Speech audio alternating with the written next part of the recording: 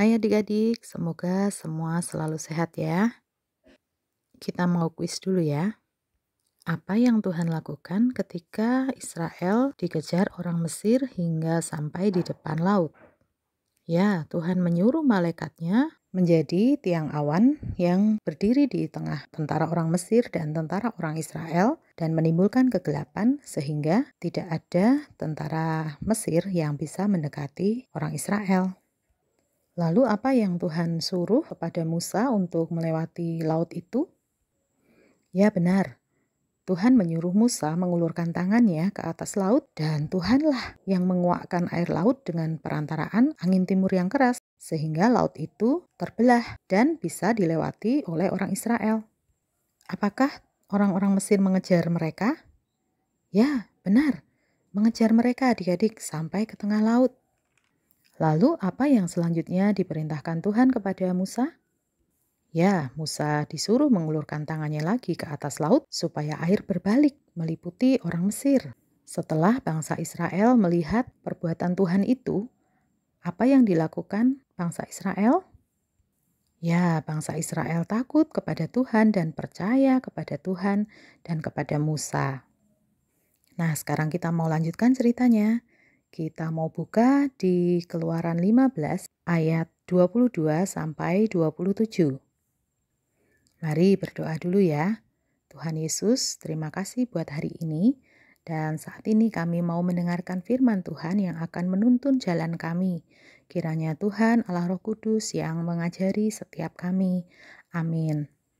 Adik-adik, setelah bangsa Israel lepas dari bangsa Mesir, setelah melewati laut Teberau, bangsa Israel menyanyikan puji-pujian kepada Tuhan.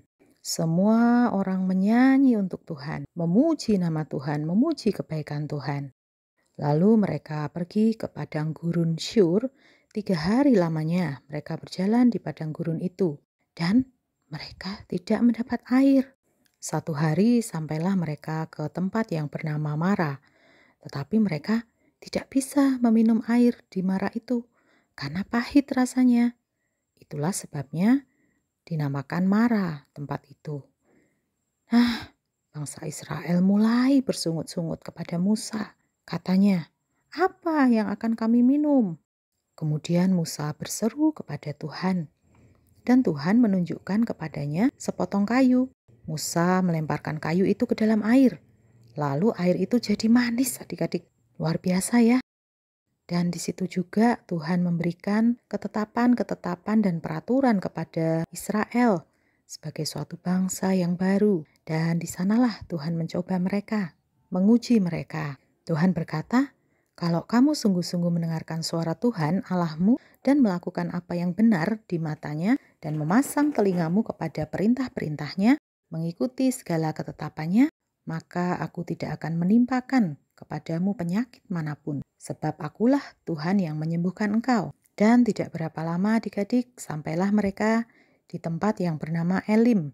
Dan di sana ada 12 mata air dan 70 pohon korma. Lalu berkemahlah mereka di sana di tepi air itu. Nah adik-adik dari cerita ini kita lihat ya betapa bangsa Israel yang sudah bersyukur memuji Tuhan, tetapi ketika menemui kesulitan tidak mendapatkan air, mereka mulai bersungut-sungut. Itu seperti kita juga ya adik-adik ya. Kadang-kadang kita senang dengan berkat-berkat Tuhan.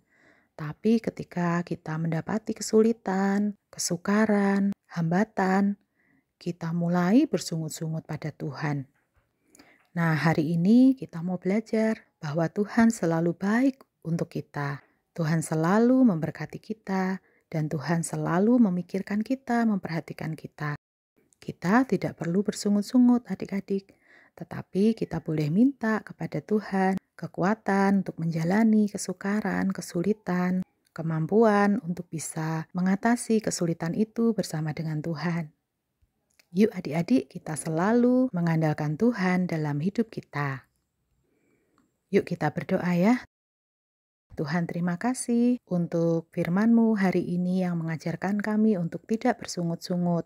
Tetapi kami mau menyerahkan semua kesulitan, kesukaran, kesedihan, hambatan dalam hidup kami hanya ke dalam tangan kasih Tuhan.